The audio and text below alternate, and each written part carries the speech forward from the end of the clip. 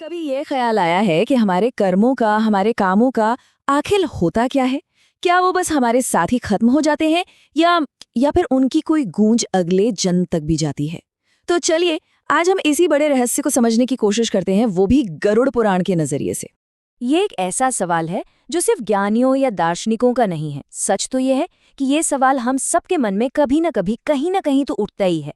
हमारी मेहनत, हमारे रिश्ते, हमारी छोटी बड़ी गलतियां, क्या ये सब बस इसी एक जीवन की कहानी बनकर रह जाती हैं? या फिर इनका कोई बहुत गहरा, बहुत दूर तक जाने वाला असर भी होता है? अब देखिए, इस सवाल का एक बहुत ही साफ और विस्तृत जवाब हमें मिलता है हिंदू धर्म के एक बहुत महत्वपूर्ण ग्रंथ गरुड़ पुराण में। ये ग्रंथ मृत्यु के बाद की जिंदगी, कर्म के सिद्धांत और पुनर्जन्म के रहस्यों पर काफी रोशनी डालता है। और इसका जो मूल सिद्धांत है ना, वो बहुत सीधा साधा है, लेकिन गहरा भी उतना ही है।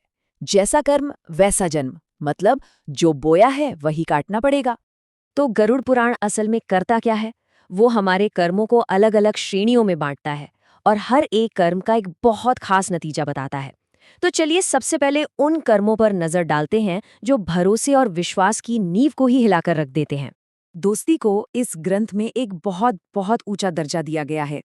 और जो इंसान अपने ही दोस्त को धोखा देता है, उसके बारे में कहा गया है कि उसे अगले जन्म में एक गिद्ध का जीवन मिलता है।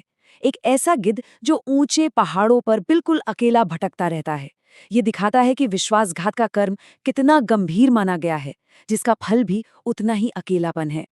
और बिल्कुल इसी तरह जो लोग अपने या किसी और के धर्म का अनादर करते हैं, उनके लिए भी एक अनोखा परिणाम बताया गया है। कहा जाता है कि वे कुत्ते के रूप में जन्म लेते हैं और अपनी आदत के मुताबिक वो भौंकते तो रहते हैं, पर उनकी आवाज़ न कोई सुनता है न कोई समझता है। ये एक तरह से इस बात का प्रतीक है कि शायद उनके शब्द इस जीवन में भी बेमतलब ही थे। चलिए अब आगे बढ़ते हैं और बात करते हैं उन कर्मों की जो हमारे जीवन को बनाने वाले, उसे आकार देने वाले लोगों के प्रति किए जाते हैं, यानी हमारे परिवार और हमारे गुरुजन। यहाँ जो परिणाम बताया गया है वो बेहद कठोर है।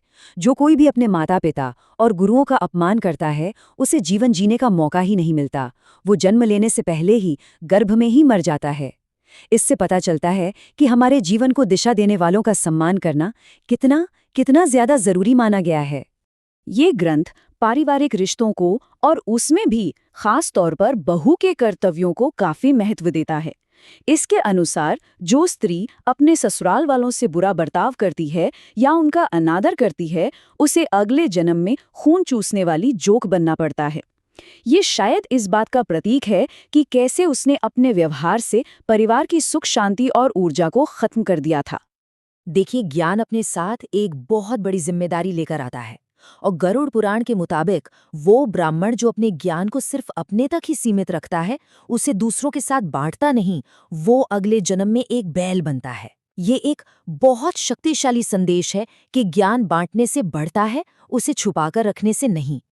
अब आगे बढ़ते हैं उन कर्मों की तरफ जिनका सीधा सीधा लेना देना धोखेबाजी और बेईमानी से है। जो लोग अपनी चालाकी का इस्तेमाल करके सीधे सादे ईमानदार लोगों को धोखा देते हैं, उन्हें उल्लू का जीवन मिलता है। जरा सोचिए, उल्लू जो रात के अंधेरे में अकेला रहता है, शायद ये उस धोखेबाज के अकेलेपन और अंधेरे से भरे जीवन का ही एक प्रतीक है। ये वाला तो सच में एक काव्यात्मक न्याय जैसा लगता है। कर्म का चक्र यहाँ देखिए कैसे पूरा होता है। जो व्यक्ति दूसरों के अनाज में हेराफेरी करता है या उसे चुराता है, वो अगले जन्म में एक चूहा या छिछुंदर बनकर खुद अनाज के एक एक दाने के लिए तरसता है। ये जो कहावत है ना, ईश्वर के घर में देर है अंधेर नहीं, ये इस पूरे विचार का निचोड़ है। हो सकता है कि थोड़ा समय लगे, लेकिन हर कर्म का हिसाब जरूर होता है। चलिए अब आते हैं उन कर्मों पर जो हमारी अनियंत्रित इच्छाओं और मन के आवेगों से पैदा होते हैं। कहते हैं ना कि शब्दों में बहुत ताकत होती है। जो लोग अपनी जुबान का गलत इस्तेमाल करते हैं, दूसरों को भला बुला कहते हैं, वे बकरी के रूप में जन्म लेते हैं और उनका जीवन आखिर में किसी कसाई के हाथों खत्म होता है। ये शायद ये दिखाता है कि कड़वे शब्द भी एक तरह की हिंसा ही होते हैं। अब ये एक काफी दिलचस्प उदाहरण है। क्योंकि ये सिर्फ बाहरी कर्मों की नहीं, बल्कि मन की स्थिति की भी बात करता है। जिसके मन में हमेशा वासना के विचार चलते रहते हैं, उसे गधे का जन्म मिलता है। ये इस बात पर जोर देता है कि हमारे विचार भी हमारे कर्मों का ही एक हिस्सा हैं। इस ग्रंथ में विवाहेतर संबंधों के लिए भी एक परिणाम तय किया गया है। ऐसी स्त्री को छिपकली या चमगादड़ के रूप में पुनर्जन्म लेना पड़ता है। ये शायद समाज से छिपकर अंधेरे में रहने वाले जीवन का ही एक प्रतीक है।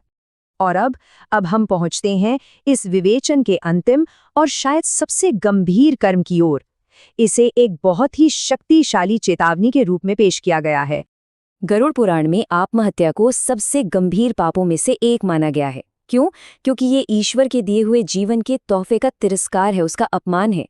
ऐसे व्यक्ति को सर्प यानी सांप के रूप में जन्म लेकर अपने उस कर्म के बोझ को बहुत समय तक सहना पड़ता है। तो सवाल ये उठता है कि इन सभी अनोखे और कुछ हद तक डराने वाले परिणामों का असली मकसद क्या है? क्या ये सिर्फ लोगों को डराना है? शायद नहीं। शायद इसका असली उद्देश्य हमें ये याद दिलाना है कि हमारे हर छोटे बड़े काम का एक मतलब है, एक महत्व है, और अच्छे कर्म करके हम सिर्फ दूसरों के लिए नहीं बल्कि खुद अपने लिए भी एक बेहतर भविष्य बना सकते हैं। और ये पूरी चर्चा हमें एक आखिरी सवाल पर लाकर छोड़ देती है।